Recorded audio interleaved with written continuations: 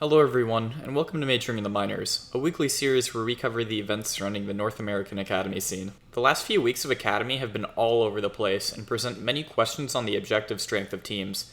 CLG is falling, When Heard Thieves looked awful after the swap, Immortals have been crushing games, and Cloud9 is fitting the pieces together. But there is one team that sits atop the standings, an organization who, perhaps unfairly, is known as a bad place for fostering talent.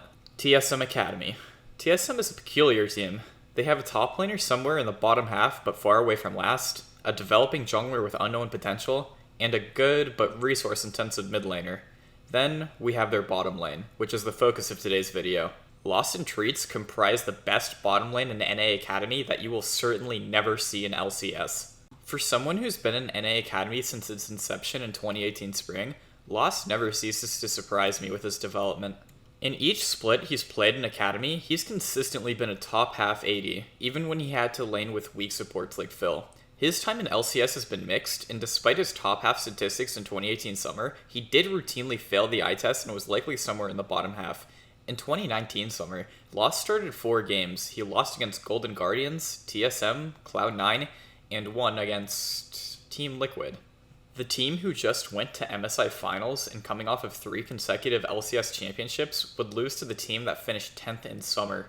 To be honest, Lost did extremely poorly in lane this game, but he was laning against Doublelift and Core JJ on Xayah or Khan, while he was playing Kai'Sa and his support Hakuho was playing Galio. However, he more than made up for it in his team fights, where he displayed a remarkable perception of positioning. Otherwise, in 2019 summer, Lost was on Sivir duty, but he did pick up one of Echo Fox's 3 serious wins, since I can't count the final win where the 3-14 Echo Fox played against the 5-12 FlyQuest for the battle of literally nothing at all. Lost's primary strengths throughout his career have been in his team fights, and let me tell you, Lost's team fighting is extremely good. Mechanically, Lost has consistently been an A+ player since his debut in Academy. Weaker laners in Lost have a tendency to be evasive in statistics, since laning is a large factor in early game statistics, but Lost has been a highlight reel each time he's gotten through laning phase. And in spite of his weaker laning, Lost's damage can be absolutely nuts. In his first spring finals appearance with Echo Fox in 2018, Lost accrued a massive damage share of 40%, with a DPM of 918, compared to the only 32.2% damage share and 622 from his opponent Aery. While Lost picked ADCs that were more damage-oriented, such as Kog'Maw and Draven, Lost would outdamage Aery in the Caitlyn vs Jhin matchup and then flip that matchup and still outdamage Aery. Throughout his career, Lost's Varus is especially notable. When he was promoted to LCS in 2018 summer, he held the highest win rate on the champion at 80%, and the highest KDA at 8. This was when Varus was really popular too. He was the highest presence AD carry during the split at 65%. A big problem that Lost has consistently faced throughout his career has been his relatively mediocre supports. Before TSM, he's played with Papa Chow, Smoothie, Phil, and had brief stints with Adrian, Fong, and Hakuho. Lost routinely had a hard time synergizing with supports. His best pairings by far were Papa Chow, who did an excellent job working with him in lane, and Smoothie, who was capable of impacting the rest of the map with Dardoch to compensate for Lost's weak laning phase. All of this changed when Lost met Treats. Treats came to North America in 2019 following his performance in EU Masters, and immediately won his first split in Academy. In his first split, Treats held the second highest KDA and kill participation percentage exclusively playing engaged supports in Spring, which only serves to exemplify how impressive these statistics are. In summer, Treats' performance slipped, but considering the drama that was happening behind closed doors with Brandini, it's no mystery why TSM had a hard time retaining their form throughout summer. Throughout Treats' tenure in Academy, his lane has been star-studded. The 2 ADCs he's laned with have been Tactical and Johnson, and while Johnson was a diamond in the rough in Academy, Tactical was already amateur royalty by the time he entered Academy. Treats' playstyle during Spring was mostly lane-focused, and involved picks like Braum, Alistar, and Rakan in order to ward off harass from his ADC and set up for dives with his jungler. From everyone I've talked to who's played scrims with Treats, he's someone who's especially vocal who is capable of micromanaging players and has a strong control of map movement, which alleviates the burden of execution from other players on his team. Treats doesn't suffer from this management either, because his mechanics are consistently top-notch. As someone who was around in solo queue during the reign of TSM Pepega and TSM Treats, there was something very different about the way they won lane. People would dodge if they knew they had to play against this lane in solo queue, and if you had them on your team, it was a free win most of the time. Treats' Thresh terrorized solo queue, and his highly mechanical style earned the admiration of people he played both with and against. When two players with different strengths play together, you either see them cover for each other's weaknesses, or situations can occur when you gain neither strength and both weaknesses. In the case of Lost and Treats, this combination has brought out the best in both players. While Lost had middling statistics even when playing with supports who were quite lane dominant at the time, like Papa Chow, Lost has exploded with Treats. He's accrued the highest KDA of any starting player in NA Academy, and the highest CS Delta at 15 of any Academy AD carry. Treats also has the highest KDA of any Academy support at a respectable 6.3. A statistic I'd like to point out that shows the strength of Lost and Treats as a lane is first blood percentage. Out of the 8 games TSM Academy has played, they've earned 5 first bloods in total. Out of these, 4 have been around bottom lane, and 1 has even been a pure 2v2 kill, showing that bottom lane is a place of strength both late and early game for TSM. From observation, the aspect that's changed the largest with Lost since playing with Treats is his trading aptitude. Lost hits back a lot more when he's getting harassed relative to in the past. Also, he engages trades much more aggressively now too. There's no doubt in my mind that Treats is helping manage Lost's laning and telling him when and who to hit in trades. Lost throughout his career has performed better with vocal supports, like Papa Chow and Smoothie, as opposed to more quiet ones like Hakuho and Phil. Vocal supports allow Lost to focus on his specialties, which are his great mechanics and smart positioning, as opposed to dividing his attention between farming, harassing, and managing the wave state.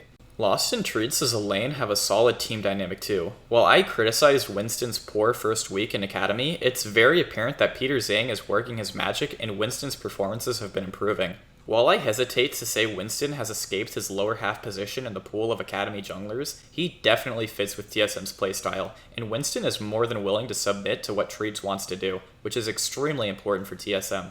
Dokla's role as a weak side top laner allows resources to be allocated into the bottom lane in the early game, and Evolved is a mid laner who doesn't require a lot of jungle pressure, and it doesn't hurt that he is at least top 3 in Academy. Overall, TSM's self-sufficient solo laners enabled TSM's bottom lane to absorb resources throughout the early game, which expedites Lost's main strength in his great team fighting. Winston has earned 4 of his 5 first bloods through bottom lane, so it's very apparent that this early bottom lane focus is paying out huge for TSM. TSM versus EG shows even good bottom lanes like Deftly and Matt are not immune to this aggression. Treats and Lost stack the wave and send it into the tower at the same time that Winston rotates down. Treats flashes aggressively to secure CC onto Matt, and TSM box EG's bottom tower to secure first blood onto Matt. Treats dies, but overall, TSM win this exchange solidly. 100 Thieves versus TSM is another incident. Treats and Lost freeze the wave near their tower, and Treats hits 100 Thieves bottom lane with an insanely sophisticated Thresh play, putting the flay onto both Prismal and Pume and allowing Lost to collect first blood. There are many more examples than just this, but this is mostly just to serve as evidence that Lost and Treats are not simply here just to farm through laning phase. They will kill you, which is something that Lost has never taken part of in his entire time in NA, and has enabled him to ramp up to his strengths early. So overall, these two players are a great fit for each other. They exemplify each other's strengths, and only for the price of jungle attention, which most bottom lanes get anyway from their junglers, they grant in return to their team a high damage mid to late game threat. Alternatively, if you don't give them pressure, they're still solid in lane, and unlikely to fall behind even in bad matchups. So why will we never see Treats and Lost start in LCS? You guys probably saw this coming from a mile away, but the overwhelming reason why is because double import bottom lanes are the least likely combination of imports in North America. In the entire history of NA LCS after the import rule was established, only one has been a double import bottom lane, Sven and Mithy, and we all know how that went. NA is basically brimming with AD carry and support talent, but they mostly lack great top laners and junglers. There's a great reservoir of untapped mid lane potential in Academy too. The only place I could really see as a home for Treats and Lost as a duo would be on a completely overhauled CLG. Either teams already have a solid bottom lane like Apollo Hakuho or Johnson and Aframu, or they have essential imports elsewhere like Golden Guardian's Closer. I think TSM Academy as a whole would be 5th if they were dropped into NALCS right now, and their bottom lane would be in contention with TL and EG for 2nd strongest, since the only bottom lanes that exert significant pressure in lane at this point are Doublelift and Biofrost and Sven and Vulcan. It should be noted, though, that TSM hasn't played Cloud9 at the time I've recorded this, so maybe Sven and Vulcan will curb stomp TSM next week and change my opinion entirely. Treats and Lost are trapped in a Romeo and Juliet relationship where they are never permitted to be together. In spite of this, they're basically a perfect fit for each other. Treats is an especially gifted support who is comfortable micromanaging his teammates and shines with teammates with the skill to execute on his calls. Lost is a mechanical prodigy who excels when he doesn't need to use his brain for thinking, and especially specializes in teamfights with his high damage output and intelligent positioning.